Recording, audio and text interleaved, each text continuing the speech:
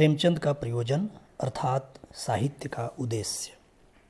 1936 में प्रगतिशील लेखक संघ के बनने से पहले लेखकों का कोई संगठन नहीं था। उसके पहले किसी किसी मुद्दे पर कुछ एक लेखक एकजुट होते थे, पर यह एकजुटता संगठन का रूप नहीं ले पाती थी। मसलन भाषा के सवाल पर 19वीं सदी के हिंदी लेखकों का एका देखा जा सकता है, परंतु यह एका संगठन नहीं था। उस दौर में किसी खास लेखक के व्यक्तित्व से प्रभावित रचनाकारों का एक अनौपचारिक समूह भी दिखता है। उदाहरण के तौर पर हरिश्चंद्र, जिन्हें लोगों ने भारतेंदु कहकर सम्मान दिया था, उनके आभा मंडल से प्रभावित लेखकों का एक समूह था, जिसे हम भारतेंदु मंडल के नाम से जानते हैं। जैसा कि इसके नाम से ही जाहिर है, यह संगठन नहीं था। यह भारतेंदु के प्रशंसकों, साहित्य में, संस्कृति कर्म में उनके विचार को आगे बढ़ाने वाले उनके अनुयायियों का समूह मात्र था। संगठन एक आधुनिक अवधारणा है। प्रगतिशील लेखक संघ इस मायने में एक संगठन था। इसके उदय को भारतीय स्वाधीनता आंदोलन के व्यापक संदर्भ में ही समझा जा सकता है। इसके जन्म का भौतिक आधार राष्ट्रीय आंदोलन ने ही तैयार किया था। पेरिस के पेन कॉन्फ्रेंस की तर्ज पर सज्जाद जहीर, मुल्क राज आनंद जैसे लोगों ने लंदन में प्रोग्रेसिव राइटर्स एसोसिएशन का गठन किया। इसलिए आरंभ में ज़्यादातर लोग इसे PWA ही कहते थे। बाद में इसका हिंदी तर्जुमा प्रगतिशील लेखक संघ किया गया। शुरू में इलाहाबाद इसका केंद्र था। पहला सम्मेलन हुआ लखनऊ में। 1936 में संपन्न इस पहले सम्मेलन की अध्यक्षता के लिए प्रेमचंद बुलाए गए। उस मौके पर प्रेमचंद ने जो अध्यक्षीय भाषण किया वह साहित्य का उद्देश्य नाम से प्रकाशित है। इस निबंध में प्रेमचंद ने साहित्य के विभिन्न आयामों के बारे में अपना पक्ष स्पष्ट किया है। प्रेमचंद के विचारों को जानने के लिहाज से यह निबंध बेहद महत्वपूर्ण है। जाहिर तौर पर इस निबंध में तत्कालीन देश काल में चल रहे साहित्यिक बहस मुबाहिसों की छाया भी है। साहित्य में भाव और भाषा में प्राथमिक कौन है, इसे लेकर अलग अलग राय मिलते हैं। प्रेमचंद के मुताबिक भाषा साधन है, साध्य नहीं। कारण कि अब हमारी भाषा ने वह रूप प्राप्त कर लिया है कि हम भाषा से आगे बढ़कर भाव की ओर ध्यान दें। प्रेमचंद मानते थे कि उर्दू और हिंदी का जो आरंभिक साहित्य मौजूद है, उसका उद्देश्य विचारों और भावों पर असर डालना नहीं, केवल भाषा का निर्माण करना था। भाषा का निर्माण भी एक महत्वपूर्ण कार्य था, क्योंकि जब तक भाषा एक अस्थायी रूप न प्राप्त कर ले, उसमें विचारों और भावों को व्यक्त करने की शक्ति कहाँ से आएगी। अस्थायी भाषा के तौर पर प्रेमचंद ने हिंदुस्तानी का नाम लिया और हिंदुस्तानी के निर्माण को जाति पर, कौम पर एहसान माना। साथ ही इसके निर्माणकर्ताओं के प्रति अपनी कृतज्ञता ज्ञापित की। कहने की ज़रूरत नहीं है कि प्रेमचंद हिंदुस्तानी के प्रबल समर्थक थे। हिंदुस्तानी हिंदी और उर्दू के बीच की एक साझी भाषा है। प्रेमचंद ने इसका नाम लेकर तत्कालीन भाषाई राजनीति में अपना पक्ष साफ किया। भारतीय राजनीति में महात्मा गांधी हिंदुस्तानी के प्रबल समर्थक थे। प्रसंगवश यह याद रखने योग्य बात है कि भाषा का मसला ही वह कारण था कि गांधी जी ने हिंदी साहित्य सम्मेलन की सदस्यता से इस्तीफा दे दिया था। भाषा पर राय जाहिर करने के बाद प्रेमचंद ने बताया कि साहित्य क्या है। राष्ट्रवाद और राष्ट्रीय आंदोलन के उस दौर में प्रेमचंद ने कहा कि तिलिस्माती कहानियों, भूत प्रेत की कथाओं और प्रेम वियोग के आख्यानों से किसी ज़माने में हम भले ही प्रभावित हुए हों, पर उनमें हमारे लिए बहुत कम दिलचस्पी है। इसलिए साफ तौर पर इन्होंने कहा कि जो कुछ लिख दिया जाए वह सब का सब साहित्य नहीं है। साहित्य उसी रचना को कहेंगे जिसमें कोई सच्चाई प्रकट की गई हो, जिसकी भाषा प्रौढ़, परिमार्जित एवं सुंदर हो, जिसमें दिल और दिमाग पर असर डालने का गुण हो। प्रेमचंद के मुताबिक साहित्य उसी रचना को कहा जा सकता है जिसमें सच्चाई प्रकट की गई हो, जाहिर है जिसमें पहले से अर्जित की हुई किसी विचारधारा की सच्चाई मात्र न हो, साथ ही जिसकी भाषा प्रौढ़ हो, परिमार्जित हो, सुंदर हो और उसमें दिल और दिमाग दोनों पर असर डालने का गुण हो।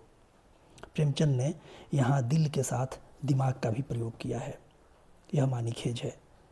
साहित्य में यह गुण पूर्ण रूप से उसी अवस्था में उत्पन्न होता है जब उसमें जीवन की सच्चाइयाँ और अनुभूतियाँ व्यक्त की गई हों।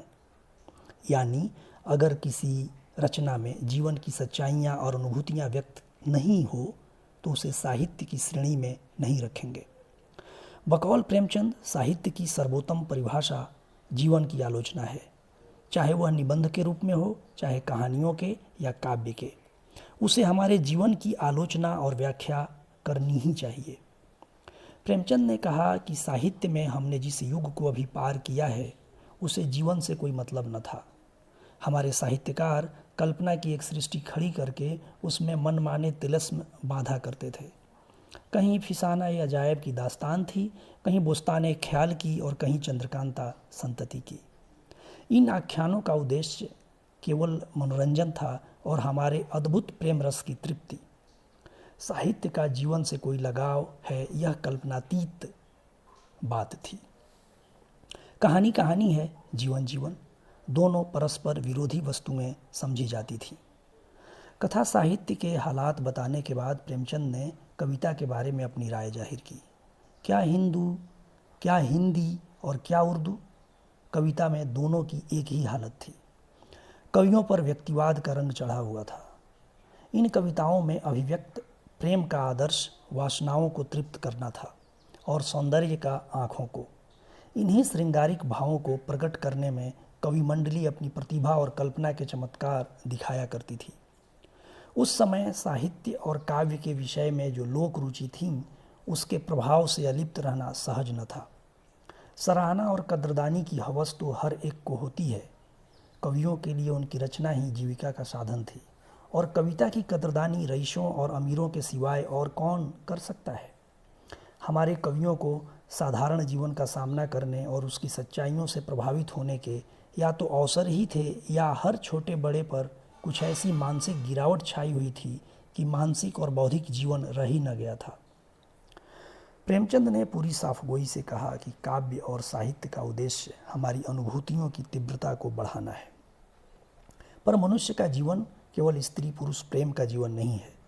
क्या वह साहित्य जिसका विषय श्रृंगारिक मनोभावों और उनसे उत्पन्न होने वाली विरह व्यथा, निराशा आदि तक ही सीमित हो, जिसमें दुनिया और दुनिया की कठिनाइयों से दूर भागना ही जीवन की सार्थकता समझी गई हो, हमारे विचार और भाव संबंधी आवश्यकताओं को पूरा कर सकता है?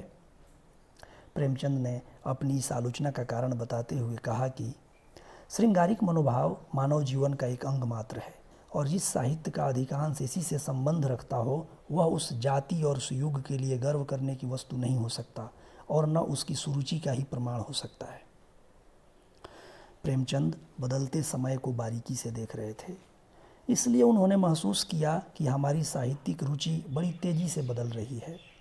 अब साहित्य केवल मन बहलाव की चीज़ नहीं है, मनोरंजन के सिवाय उसका और भी कुछ उद्देश्य है। अब केवल नायक नायिका के संयोग वियोग की कहानी नहीं सुनता, किंतु जीवन की समस्याओं पर भी विचार करता है और उन्हें हल करता है। अब वह स्फूर्ति या प्रेरणा के लिए अद्भुत आश्चर्यजनक घटनाएं नहीं ढूंढता, न अनुप्रास का अन्वेषण करता है, किंतु उसे उन प्रश्नों से दिलचस्पी है जिनसे समाज या व्यक्ति प्रभावित होते हैं।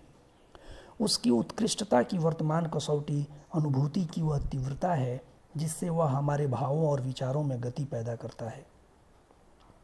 प्रेमचंद को यह स्वीकार करने में कोई हिचक नहीं थी कि मैं और चीज़ों की तरह कला को भी उपयोगिता की तुला पर तौलता हूँ।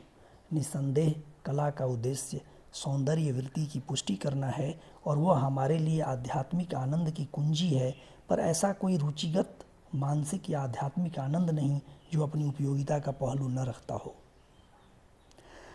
प्रेमचंद साहित्य को प्रयोजनमूलक मानते थे। वे नीतिशास्त्र और साहित्य शास्त्र दोनों का एक ही लक्ष्य मानते थे, उपदेश। हाँ, उपदेश के तरीके में फ़र्क मानते थे। नीतिशास्त्र तर्कों और उपदेश के द्वारा बुद्धि और मन पर प्रभाव डालने का यत्न करता है। साहित्य ने अपने लिए मानसिक अवस्थाओं और भावों का क्षेत्र चुन लिया है। उन्होंने कहा है कि हम जीवन में जो कुछ देखते हैं या जो कुछ हम पर गुजरती है, वही अनुभव, वही चोटें कल्पना में पहुंचकर साहित्य सृजन की प्रेरणा करती हैं। कवि या साहित्यकार में अनुभूति की जितनी तीव्रता होती है, उसकी रचना उतनी ही आकर्षक और ऊंचे दर्जे की होती है।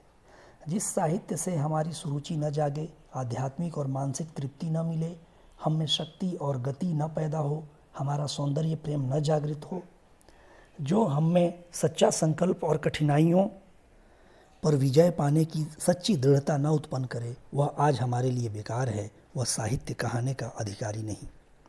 इसलिए प्रेमचंद जोर देकर कहते हैं कि साहित्यकार का लक्ष्य केवल महफिल सजाना और मनोरंजन का सामान जुटाना नहीं है। उसका दर्जा इतना न गिराइए। वह देशभक्ति और राजनीति के पीछे चलने वाली सच्चाई भी नहीं, बल्कि उसके आगे मशाल दिखाती हुई चलने वाली सच्चाई है।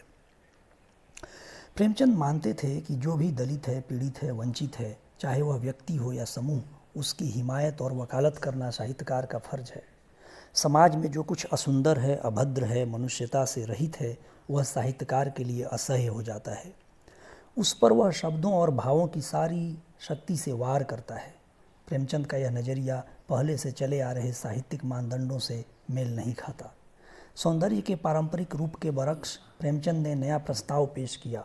इसलिए कहा कि हमें सुंदरता की कसौटी बदलनी होगी। अभी तक यह कसौटी अमीरी और विरासिता के ढंग की थी। हमारा कलाकार अमीरों का पल्ला पकड़े रहना चाहता था। उन्हीं की कदरदानी पर उसका अस्तित्व अवलंबित था और उन्हीं के सुख दुख, आशा निराशा, प्रतियोगिता और प्रतिद्वंदिता की व्याख्या कला का उद्देश्य। उसकी निगाह अंतःपुर और बंगलों की ओर उठती थी। झोंपड़े और खंडहर उसके ध्यान के अधिकारी न थे। उनमें वह मनुष्यता की परिधि से बाहर समझता था। कभी इसकी चर्चा करता भी था तो इनका मजाक उड़ाने के लिए, उसका ग्रामवासी की देहाती वेशभूषा और तौर तरीके पर हंसने के लिए। उसका शीन काफ दुरुस्त न होना या मुहावरे का गलत उपयोग उसके व्यंग्य विद्रूप का अस्थायी सामग्री थी। वह भी मनुष्य है, उसके भी हृदय और हैं और उसमें भी आकांक्षाएं हैं। यह कला की कल्पना के बाहर की बात थी। जबकि प्रेमचंद अपने साहित्य में इन लोगों को जगह दे रहे थे, साथ ही साहित्य का उद्देश्य भाषण में सैद्धांतिकी प्रस्तावित कर रहे थे।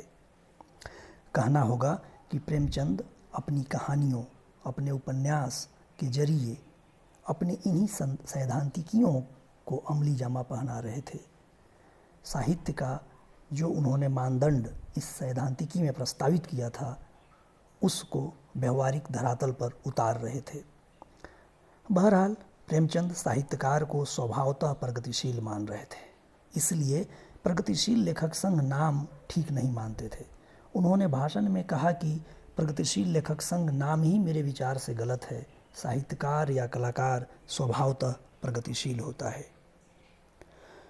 प्रेमचंद की इस बात को सोचते हुए मन में सवाल उठता है कि जिन साहित्यकारों या जिन साहित्य के लिए उन्होंने कहा है कि अब इसे साहित्य का दर्जा नहीं दिया जा सकता, जो महज मनोरंजन के लिए है, क्या ऐसे साहित्य को रचने वाले साहित्यकारों को भी प्रेमचंद प्रगतिशील मान रहे थे?